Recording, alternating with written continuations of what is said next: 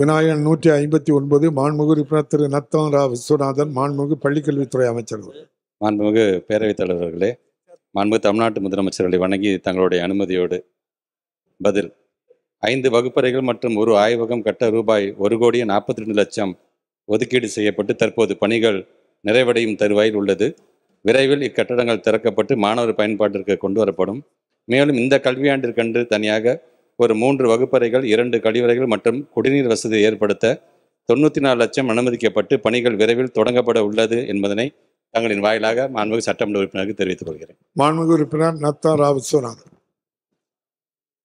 மாண்புமிகு பேரவைத் தலைவர் அவர்களே, இந்த கேள்வி கடந்த 3 ஆண்டுகளுக்கு முன்பாக 18/3/2022 நாள் அன்று கேட்கப்பட்டது.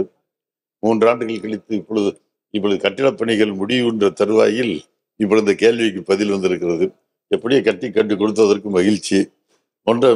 இந்த பள்ளிக்கூடத்தின் தேவை எதற்காக இதுவரை பள்ளிக்கூட நிழல், மரத்தடி நிழலிலும், கலையரங்கங்களிலும், இங்கே ஊரில் இருக்கின்ற பொது இடங்களிலும், பல இடங்களிலே ஒரு பள்ளிக்கூடம் நடந்து வந்தது. அதனால்தான் இதற்கு முன்னுரிமை கொடுத்து இந்த கட்டிடம் கட்ட வேண்டும் சொல்லியிருந்தோம். அதற்கு முதல்ல நாங்கள் எங்களுடைய ஆட்சி காலத்திலேயே இதற்கு நாங்கள் ஒரு இடத்தை தேர்வு செய்து அதிலே கட்டடம் கட்டுவதற்கு ஏற்பாடு செய்திருந்தோம். அப்பொழுது நான் அமைச்சராக இருந்தேன், சென்றோம். ஆனால் அன்றைக்கு இருந்த சூழ்நிலையில் அந்த கிராம மக்கள் ஒரு இடத்தை தேர்வு செய்த இடத்திலிருந்து அந்த விவசாயிகள் அத்தனை பேரும் அந்த இடத்தை ஆக்கிரமிப்பாளர்களெல்லாம் சேர்ந்து அதை கட்டிடம் கட்டுவதற்கு தடுத்து விட்டார்கள். அந்த ஆக்கிரமிப்புகளை, பேரவைத் தலைவர்களே, அந்த ஆக்கிரமிப்புகளை அகற்றுவதிலே பிரச்சனை, சட்ட ஒழுங்கு பிரச்சனை ஏற்படக்கூடிய சூழ்நிலை உருவானதால் அந்த இடத்தில் கட்டடம் கட்டுவது இங்கே கைவிடப்பட்டது. அதற்கு பின்பாக மாற்று இடத்தை தேர்வு செய்து கேட்டால் அன்றைக்கு இந்த கிராமத்து பொதுமக்கள் அதை ஏற்றுக்கொள்ள மறுத்து விட்டார்கள் அந்த இடத்தை. இப்பொழுது மீண்டும் அது பல வருடங்கள் இப்படி காலதாமதம் ஆகிவிட்டது.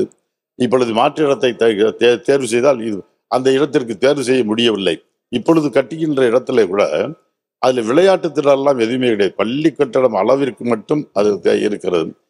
இந்த வேறு அடிஷனல் கட்டணம், கூடுதல் கட்டணம் கட்ட வேண்டும் என்றால் அதற்கும் இடமில்லை. இப்படிப்பட்ட நெருக்கடியான நிலையில அந்த கட்டணம் கட்டப்பட்டு வருகிறது. அதற்கு இருந்தாலும் கூட இந்த கட்டப்பட்டு வருகின்ற இதே நிலையில அரசு இன்னும் ஒரு கூடுதல் இட வசதி உள்ள ஒரு இடத்தை தேர்வு செய்து கூடுதல் கட்டிடங்கள் வருங்காலத்தில் கட்ட வேண்டும் என்று சொன்னால் அந்த இடத்துல தேர்வு செய்து புது இடத்தை தேர்வு செய்து அந்த இடத்துல கட்டிடம் கட்டப்படுமா என்பதை மாண்புமிகு அமைச்சர் அவர்கள் கேட்டுக்கிறேன். இங்கே தங்கள் மாண்புமிகு உறுப்பினர் 2023 தான் இந்த கேள்விக்கு உங்களுக்கு பதில் வந்திருக்கு. வேற பதிலுக்கு கேள்வி இல்லை, பதிலும் இல்லாத காரணத்தினால்தான் இந்த கேள்வியை பள்ளிக்கல்வித்துறை அமைச்சருக்கு போட்டிருக்கு. மாண்புமிகு காலதாமதம் இங்க இல்லை. மாண்புமிகு அமைச்சர் அவர்கள். மாண்புமிகு பேரவைத் தலைவர்களே, மாண்புமிகு சட்டமன்ற உறுப்பினர்கள் சொன்னது போல புதிதாக இடம் கொஞ்சம் தேவைப்படுகின்ற இடத்துல புதிதாக நெருக்கடி இல்லாமல் கட்டிடம் கட்ட முடியுமா என்று கேட்கிறார். இது வரைக்கும் பார்த்தீங்கன்னா ஒரு 191 ஸ்டூடெண்ட்ஸ் படிக்கக்கூடிய அந்த பள்ளிக்கூடத்திற்கு இப்போ நான் ஏற்கனவே சொன்னது மாதிரியான ஏற்கனவே வகுப்பறைகள், கழிவறைகள் அது போதுமானதாகவே இருக்கின்றது. இது இல்லாமல் உங்களுக்கு தனியாக அங்கே இருக்கின்ற எங்களுடைய சிஓஸ் மூலமாக நான் ஆய்வு செய்ய சொல்கின்றோம். நீங்கள் சொன்னது மாதிரி அந்த லிட்டிகேஷன் லேண்டாக இருக்கக்கூடிய அந்த லேண்டு சம்பந்தமாக அது பள்ளிக்கூடத்துக்கு எடுத்துக்க முடியும் என்று சொன்னால், அது பள்ளிக்கூடத்துடைய வளர்ச்சிக்கு மேம்பாட்டுக்கு உறுதுணையாக இருக்கும் என்று சொன்னால், லோக்கல் இருக்கிற கலெக்டர் மூலமாக, டிஆர்ஓ மூலமாகவும் ஒரு கமிட்டியை ஃபார்ம் பண்ணி அந்த இடத்தை எடுத்துக்கொள்வதற்கு, ஏன்னா அரசாங்கத்துக்கு இடம் வந்தால் சந்தோஷம்தான், அப்படி வருவதற்கான அந்த முயற்சியும் கண்டிப்பாக பள்ளிக்கல்வித்துறை சார்பாக நான் எடுத்து சொல்லும் என்பதை பேரவைத் தலைவராக நான் தெரிவித்தேன். மாண்புமிகு உறுப்பினர் நத்தம் விஸ்வநாதன் அவர்கள். மாண்புமிகு அமைச்சர் அவர்கள் இந்த இடத்துல இதுவரை நீண்ட நாள் பிரச்சனையாக இருந்த பிரச்சனைக்கு தீர்வு கண்டதற்கே முதல்ல எனது நன்றியை தெரிவித்துக் கொள்கின்றேன். அதே சமயத்தில் இதே போல பல கிராமங்களில், எங்களுடைய தொகுதியிலே ஏராளமான கிராமங்களில் பள்ளிக்கூடங்களில் மரத்தடியில் நடப்பதும், இதே போல மழை விழுந்தால் இங்கே மழை பாதுகாப்பு இல்லாத சூழ்நிலையிலும், இடிந்த நிலையிலும், இடம் பற்றாக்குறை நிலையிலும் பல பள்ளிக்கூடங்கள் செயல்பட்டு வருகிறது. ஆகவே இப்படிப்பட்ட செயல்பட்ட கட்டடங்கள் அப்படிப்பட்ட நெருக்கடியில் இருக்கின்ற அந்த பள்ளிக்கூட கட்டங்களுக்கு ஒரு மிக பெரிய திட்டமாக, ஒட்டுமொத்தமாக இது எங்களுடைய தொகுதியிலே மட்டுமல்ல, தமிழ்நாடு முழுவதும் பள்ளி கட்டிட பிரச்சனை இன்றைக்கு மிக முக்கியமான பிரச்சனையாக இருக்கிறது. கிராமத்து மக்கள் அந்தந்த சட்டமன்ற உறுப்பினரை எங்களுடைய ஊர் கிராமத்தில் பள்ளி கட்டிடம் கட்டித்தாருங்கள் என்று எங்களுக்கு அனைவரும் இன்றைய பல உறுப்பினர்கள் சட்டமன்ற உறுப்பினருக்கு இந்த அனுபவம் இருக்கும் என்று கருதுகிறேன்.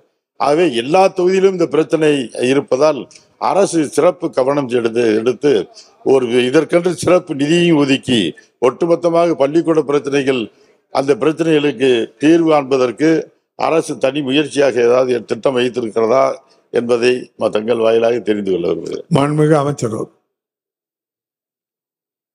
மாண்புமிகு பேரவைத் தலைவர்களே, ஏற்கனவே நம்முடைய ஆட்சி மாற்றம் ஏற்பட்ட பிறகு நம்முடைய மாண்புமிகு தமிழ்நாட்டு முதலமைச்சருடைய முன்னெடுப்பாக இருந்ததுதான் பேராசிரியர் அன்பழகன் பள்ளி மேம்பாட்டு திட்டம். 7500 கோடி ரூபாய் இன்னைக்கு ஒதுக்கீடு செய்யப்பட்டு கிட்டத்தட்ட அன்னைக்கு கூட நம்முடைய பிடபிள்யூ மினிஸ்டர் படிக்கும்போது கிட்டத்தட்ட 8000க்கும் மேற்பட்டிருக்கின்ற வகுப்பறைகளை திறந்திருக்கிறோம்.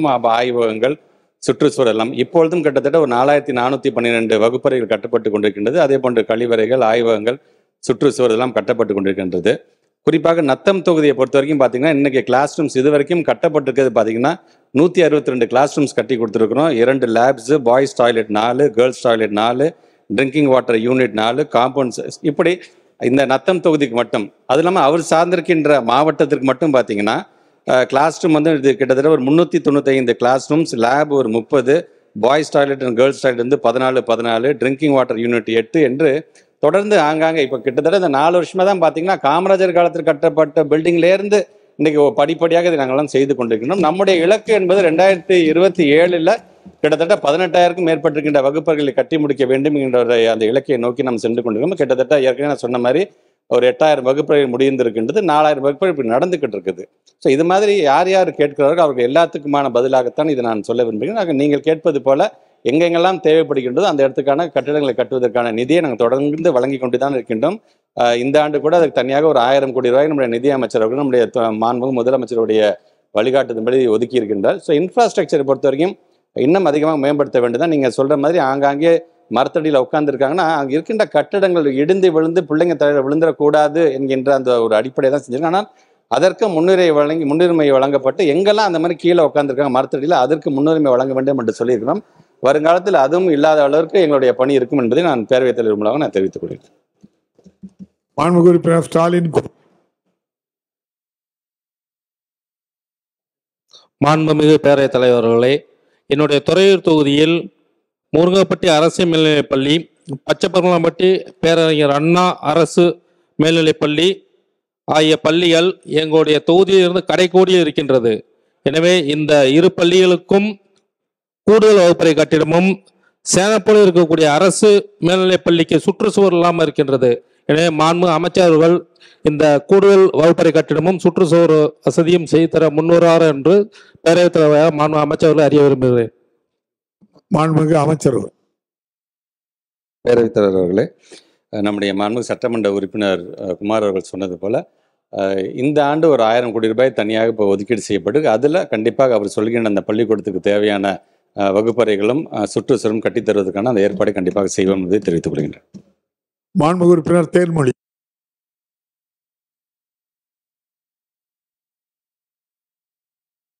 மாண்புமிகு பேரவைத் தலைவர் அவர்களே, நிலக்கோட்டை சட்டமன்ற தொகுதியில் நிலக்கோட்டை வட்டார அளவில் அரசு பெண்கள் மேல்நிலைப்பள்ளி இல்லாத காரணத்தால் தனியார் மற்றும் அரசு உதவி பெறும் பள்ளிகளில் சுய உதவி பெறும் பிரிவில் 15,000 முதல் 20,000 வரை ஏழ்மையான மாணவ மாணவிகளில் வசூலிக்கப்படுவதால் அதனை செலுத்த இயலாத சூழ்நிலை கருத்தில் கொண்டு தொடர்ந்து பள்ளிகளில் இடைநீற்றல் மற்றும் குழந்தை திருமணம், மலர் இளம்பெண்கள் வேலைக்கு செல்லும் நிலை தொடர்ந்து கொண்டிருக்கிறது.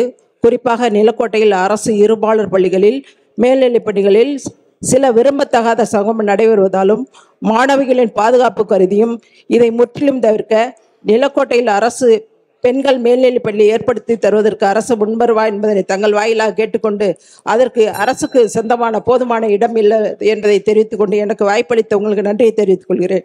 மாண்புமிகு அமைச்சர்கள். மாண்புமிகு பேரவைத் தலைவர்களே, நம்முடைய மாண்புமிகு நிலக்கோட்டை சட்டமன்ற உறுப்பினர்கள் இந்த இருபாலர் பள்ளிக்கூடத்தை பிரித்து தர வேண்டும் என்று 2 நாளுக்கு முன்பு கூட என்ற அம்மா அவர்கள் சொன்னார்கள். கண்டிப்பாக நான் எங்களுடைய துறை ரீதியாக, ஏன்னா இது மாதிரி ஒரு 4-5 பேர் இதுக்கான ரெக்வஸ்ட் வச்சிருக்கிறாங்க. அது சார்ந்திருக்கின்ற என்ன சாதகங்கள் இருக்கின்றது அதெல்லாம் கொஞ்சம் பார்த்து அதை ஸ்டடி பண்ணி அதுக்கான ஒரு நல்ல ஒரு தீர்வை கண்டிப்பாக எடுப்போம் என்பதை தங்களின் வாயிலாக நான் தெரிவித்துக் கொள்கின்றேன்.